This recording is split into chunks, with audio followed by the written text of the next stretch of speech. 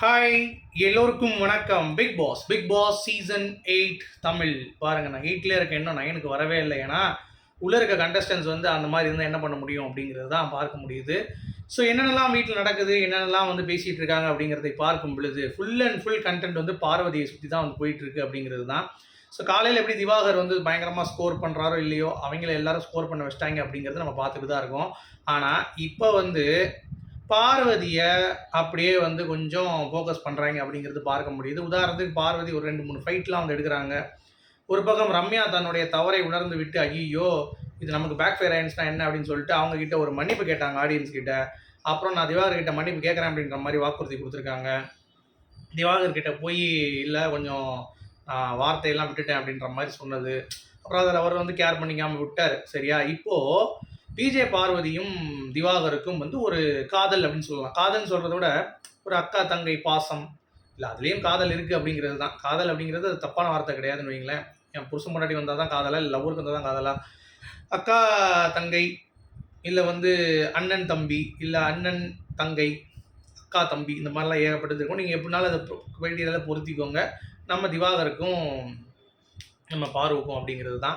So இது ஒரு பக்கம் வந்து போய் கொண்டு இருக்கு. சரியா? அதில் மெயினாக திவாகரை அப்போஸ் பண்ணாமல், திவாகர் கிட்ட இருக்கிற அந்த பாயிண்ட்ஸ் ஹைலைட் பண்ணாமல், எல்லாரும் வந்து திவாகர் கிட்ட அடிக்கிறாங்க. ஸோ மக்கள் கிட்ட அவருக்கு வந்து ஒரு அனுதாப அலைகள் இருக்கும். ப்ளஸ் கொஞ்சம் ஓரளவுக்கு தெளிவாக தான் பேசலாம் இங்கே இருக்கவங்களோட அப்படின்ற மாதிரி பார்வதி கணிச்சிட்டு திவாகர் கிட்ட போய் அவங்க என்னென்னலாம் ரெஜிஸ்டர் பண்ணணும்னு நினைக்கிறாங்களோ அது எல்லாத்தையுமே வந்து ரெஜிஸ்டர் பண்ணுறாங்க. உதாரணத்துக்கு சொல்லணும்னா, இது பேர் வந்து நம்ம சகுனி அப்படின்னு சொல்லுவோம். சகுனினா கூடயே வந்து இருக்கும். ஆனால் எல்லாத்தையும் வந்து உங்களை கிராப் பண்ணி கரெக்டாக உங்களே வந்து போட்டு தள்ளிட்டு போயிடும் அப்படிங்கிறது தான். ஸோ அந்த மாதிரி திவாகர் கிட்ட நம்ம பார்வதி மாட்டியிருக்காங்க நிறைய பேர் சொல்லியிருந்தாங்க. பார்வதி திவாகர் கிட்ட மாட்டலை. பார்வதி வந்து திவாகர் தான் பார்வதி கிட்ட மாட்டியிருக்காரு அப்படிங்கிறதுல எந்த ஒரு மாற்று கருத்தும் இல்லை. அவங்களுடைய சகுனி வேலை ஆரம்பிச்சிருச்சு பார்வதிக்கு அப்படிங்கிறது தான். ஸோ அவங்க வந்து ஆரம்பிச்சிட்டாங்க. அதாவது என்ன சொல்கிறாங்க அப்படின்னா, ரெஜிஸ்டர் பண்ண ஆரம்பிக்கிறாங்க. ரம்யாவும் அப்புறம் வந்து சுபிக்ஷாவும் பாம்புகள் அப்படின்ற மாதிரி. ஓகே. அது மட்டும் இல்லாமல் மிச்ச அரோராலாம் ஓகே தான். அவ பேசுகிறா, நமக்கு சொன்னால் கேட்குறா அப்படின்ற மாதிரி. அதாவது பார்வதிக்கு என்னன்னா, அவங்க சொல்கிறத கேட்கணும்.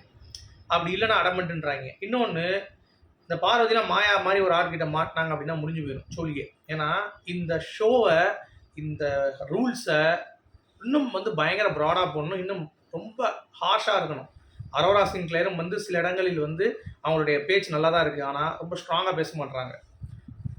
எதுக்கு பிரச்சனை, நமக்கு எதுக்கு வம்புன்னு சொல்லி அவங்களும் வந்துடுறாங்க. சுபிக்ஷாவும் நல்லா அடித்து பேசக்கூடிய ஒரு ஆள் தான், சாச்சனா மாதிரி. பட் அவங்களும் வந்து கொஞ்சம் டவுட்டாக, கொஞ்சம் கீழே இறங்கி அவங்களுடைய அந்த ஒரு இதையும் வந்து கொஞ்சம் குறைச்சி விளையாடுற மாதிரி தெரியுது. பட் இந்த ஒரு வாரத்தில் நம்ம கணிக்க முடியாது. ஒரு வாரம் விட்டுருவோம். விஜய் சேதுபதி வந்துட்டு போன பிறகு அடுத்த வாரம் இப்படி இருந்தாங்கன்னா இவங்களால் ஒன்றுமே பண்ண முடியாது. ஏன்னா சீசன் 7ம் வந்து பார்த்தீங்கன்னா கொஞ்ச நேரத்தில் பிக்கப் ஆச்சு. இந்த ஒரு வாரத்தில் சும்மா நார்மலாக கண்டென்ட் தான் போயிட்டு இருந்துச்சு. இந்த மாதிரி தான் பாடிட்டு இருந்தாங்க, ஒரு பக்கம் வந்து பேசிகிட்டு இருந்தாங்க அப்படிங்கிறது பார்க்க முடிஞ்சிச்சு. ஸோ அதே மாதிரி தான் இதுவும் போகுது. அதனால் நம்ம வந்து இப்போவே கண்டென்ட் எனக்கு அர்ஜென்ட்டாக எனக்கு கண்டென்ட் வந்தாகணும் அப்படின்றப்ப நம்ம வந்து இருக்க வேண்டாம். ஓகே.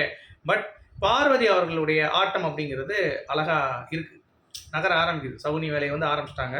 ஸோ அரோராவை பற்றியும் சரி, அப்புறம் வந்து நம்ம இன்னொரு கூட ஒருத்தவங்க இருப்பாங்களே, அவங்க பேர் என்ன, பேர் தெரில எனக்கு, அவங்களை பற்றியும் சரி, சுபிக்ஷாவும் ரம்யாவும் நீங்கள் விட்டுருங்க.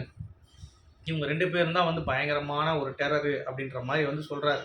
ஓகேவா? ஆனால் ரம்யாவும் அப்புறம் வந்து சுபிக்ஷாவும் ரொம்ப டேஞ்சர் ஸ்னேக் அப்படின்னு சொல்லி சொன்னாரும். இன்னொருத்தர் அரோராக்கு அப்புறம் ஒரு பொண்ணு இருக்குங்களே, யாருங்க, நந்தினியா யாரோ ஒருத்தவங்க, அவங்க வந்து பார்த்தீங்கன்னா ஓரளவுக்கு சேஃப் அப்படின்ற மாதிரி பார்வதி வந்து பார்த்தீங்கன்னா டேக் பண்ணுறாங்க. அதே தான் திவாகர் சொல்கிறார். ஆமாங்க, கொஞ்சம் பேசுகிறாங்க. வியானா அவர்கள். ஓகே. ஸோ இவங்கெல்லாம் வந்து ஓகே, பேசுகிறது தன்மை இருக்குது. இப்போ கூட அரோரா கிட்ட வந்து பார்வதி என்ன பேசிகிட்டு இருக்காங்க அப்படின்னா, அவங்க வந்து ஒவ்வொரு விஷயம் பேசும்போதும் கொஞ்சம் ரூடாக பேசுகிறாங்க, ஆட்டிடியூடாக பேசுகிறாங்க. ஆமாங்க, இதுவே கம்மின்னு சொல்கிறேன் பார்வதி. ஏன்னா உங்களுக்கு வந்து அவங்க எஜமானர்கள்.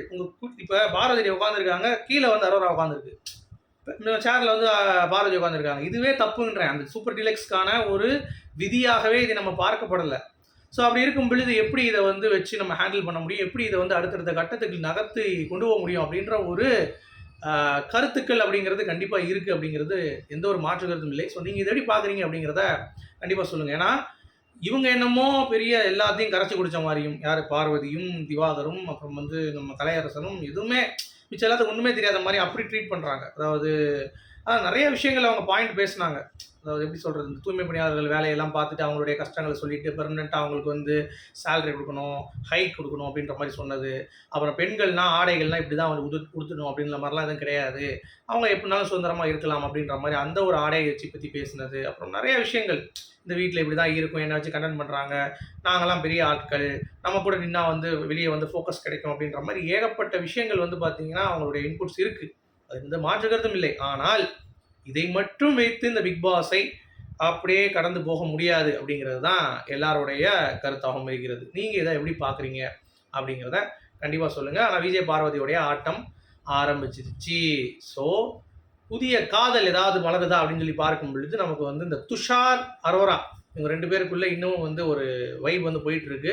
ஸோ மேபி அது இன்னும் போக போக அது வந்து காதலா அப்படின்னு சொல்ல முடியாது, பட் பெஸ்டியாக அது வந்து மாறுவதற்கான வாய்ப்பு அனைத்து சாத்தியக்கூறுகளும் இருக்குது அப்படிங்கிறது பார்க்க முடியுது. அடுத்து திவாகர் அவர்களுடைய கேரக்டரை வந்து அனலைஸ் பண்ணுவோம். ஸோ திவாகருடைய கேரக்டர் வந்து பார்த்தீங்க அப்படின்னா இப்போ அவர் வந்து மெருகேறி இருக்கார் மனுஷன்.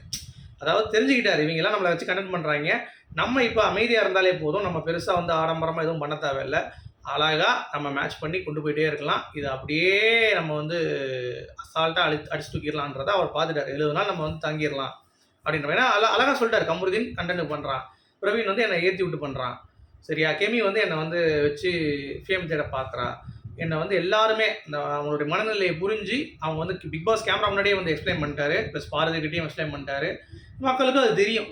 ஸோ அதனால் அது ஈஸியாக கனெக்ட் ஆகுது மக்களுக்கு. திவாகருக்கு அதனால தான் ஓட்டு வந்து இன்க்ரீஸ் ஆகுது அப்படிங்கிறது பார்க்க முடியுது. வியானா கிட்ட தெளிவு இருக்குது, இப்போ தான் கொஞ்சம் பேச ஆரம்பிக்கிறாங்க, அவங்களுடைய மூவ்மெண்ட்டும் கொஞ்சம் நல்லா இருக்குது. பட் இன்னும் போல்டாக கொஞ்சம் ஸ்ட்ராங் எனஃபாக வாய்ஸ் அவுட் வந்து பண்ணணும் அப்படிங்கிறது. நந்தினிக்கு அது பிரச்சனையே கிடையாது, அவங்க எதாலும் வந்து ஃபேஸ் பண்ணக்கூடிய ஆள் தான். அவங்க வந்து எந்த ஒரு பிரச்சனையும் இன்வால்வ் ஆக மாட்டாங்க.